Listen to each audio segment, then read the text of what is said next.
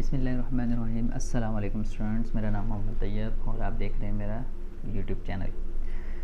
Students, इस video में हम इंट्रोडक्शन टू कॉम्प्लेक्स नंबर्स देखेंगे। जैसे कि आप जानते हैं एक सीरीज़ चल रही थी हमारी फर्स्ट ईयर मैथमेटिक्स की और हम इसके इंट्रो पर बात कर रहे थे और हम इसके कॉन्सेप्ट बेसिस पर बात कर रहे थे और हम कॉन्सेप्चुअली वर्किंग थोड़ा मज़ीद फर्दर आगे जा रहे हैं। हम थोड़ा थोड़ा कॉन्सेप्चुअली बेस पर हम इस बुक को सोल्व करने की कोशिश कर रहे हैं। तो स्टूडेंट्स, अब तक हमने रियल नंबर सिस्टम देखा। आपने पूरे 10 साल, पिछले पूरे 10 साल में एक रियल नंबर सिस्टम पढ़ा आपने, जिसमें आपने एलसीएम, एचसीएफ और दीगर चीज़ें की आपने, प्लस माइनस मल्टीप्लाई और बहुत सारा काम किया आपने जो कि रियल नंबर सिस्टम में था। बट फर्स्ट सेंचुरी में एक साइंटिस्ट था जिसका नाम है हेरेंस ऑफ अलेक्जेंड्रा।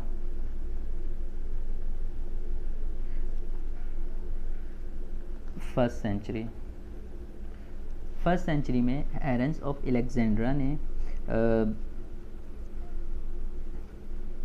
एक नंबर्स की बात की। तो उनके पास जो है वो स्क्वायर रूट माइनस में कोई नंबर आ गया। फ़र्ज़ करें हम स्क्वायर रूट 4 का आंसर तो हम बता देते हैं प्लस माइनस 2, स्क्वायर रूट 9 का आंसर हम बता सकते हैं plus minus 3। But first century में उस हेरेंस साहब के पास माइनस में 4 आ गया।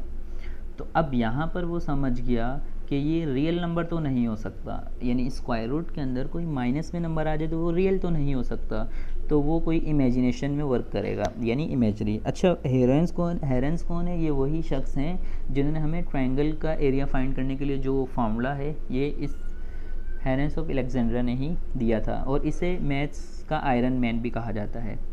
हेरेंस ऑफ अलेक्जेंड्रा को मैथ का आयरन मैन कहा जाता है। खैर, इन्होंने वर्क किया और इन्होंने दुनिया को समझाने की कोशिश की तो कि रियल हमारी इस दुनिया के अलावा भी कोई नंबर पाए जाते हैं जो इमेजिनेशन में है, जो सोच की दुनिया है। बट जैसे जैसे वक्त गुजरता गया, फिर 17 सेंचुरी में 3 साइंटिस्ट, एक हमारे पास कार्डिनो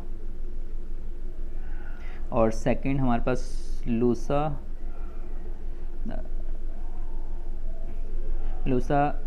पेस्ली एंड थर्ड जो साइंटिस्ट था वो हमारे पास स्कॉर्पियंस डेल फेरो। ये 3 साइंटिस्ट एक इक्वेशंस को सोल्व कर रहे थे। तो उसके रूट्स, अब आप कहें सर इक्वेशंस के रूट्स तो इजीली फाइंड आउट हो जाते हैं, ये इक्वेशंस थी जिसके रूट्स फाइंड आउट कर रहे थे।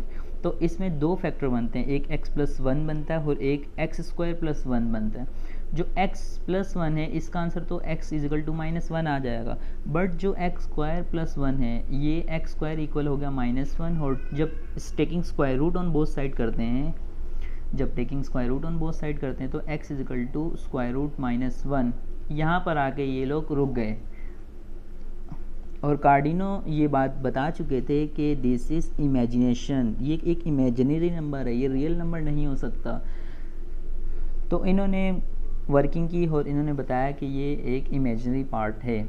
यहाँ से वर्किंग स्टार्ट हो गई, एक कॉम्प्लेक्स नंबर थ्योरी यहाँ से स्टार्ट हुई। 18 सेंचुरी में इसको फर्दर जो आगे लेके चले वो हमारे पास थे विलियम रॉन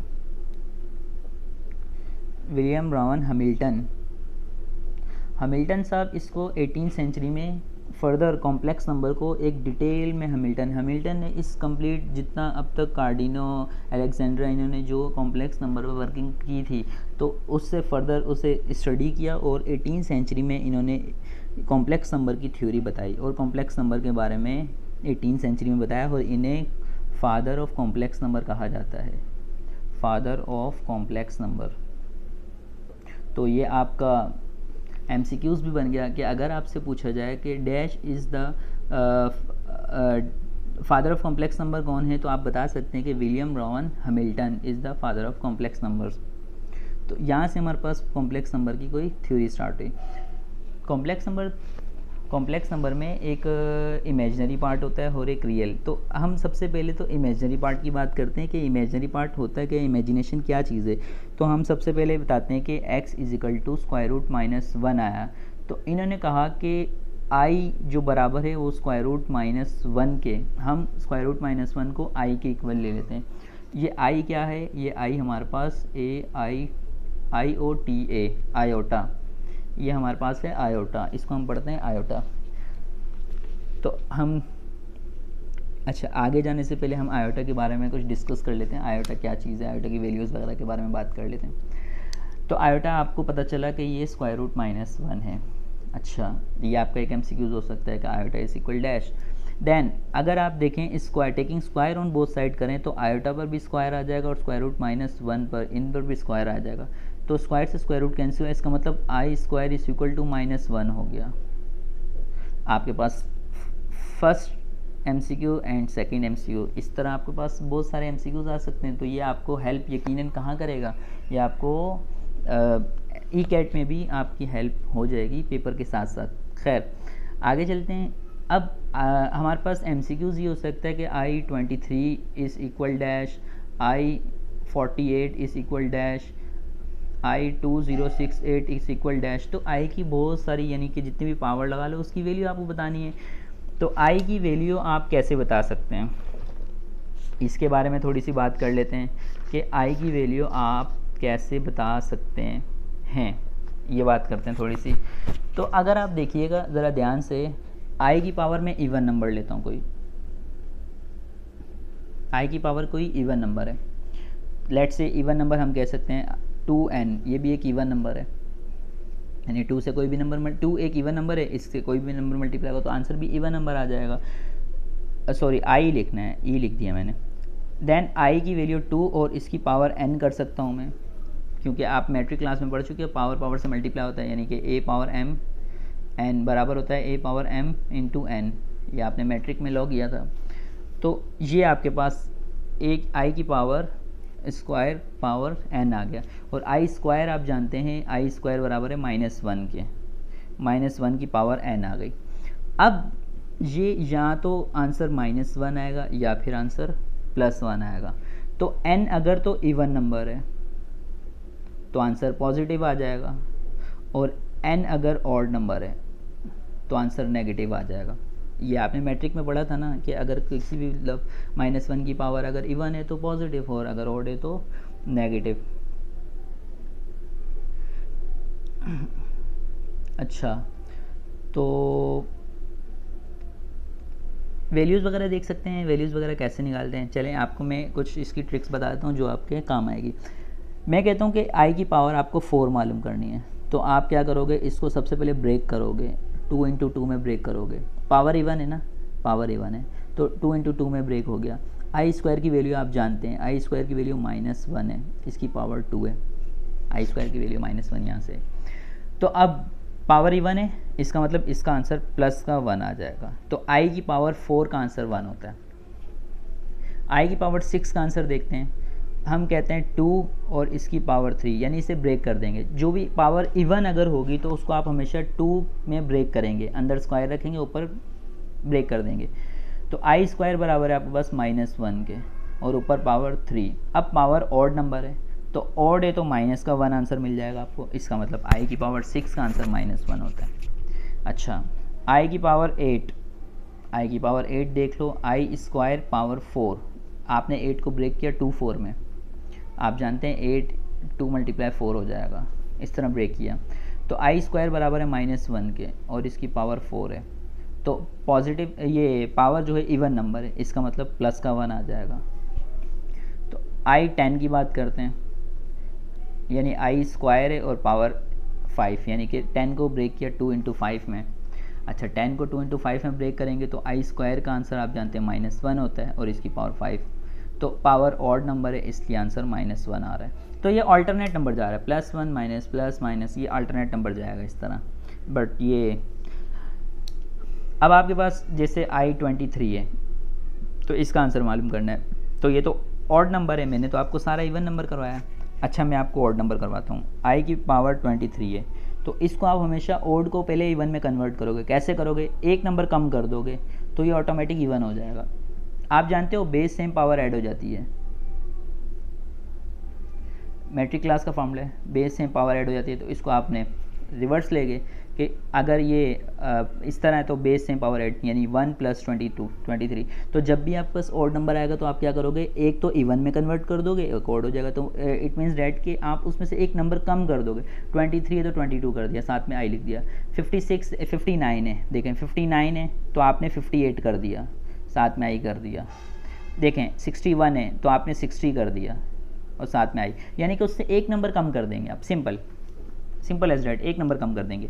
अच्छा, इसको सोल्व करते हैं। इसको सोल्व कैसे करेंगे, I22, अब यहाँ तो ये +1 है या -1 है, ऐसे ही है, तो हम इसको ब्रेक करते हैं। i की पावर स्क्वायर और 22 को ब्रेक करेंगे तो 11 हो जाएगा, साथ में आई आ जाएगा, क्योंकि 22 को हम ब्रेक कैसे करते हैं, 2 × 11 = 22।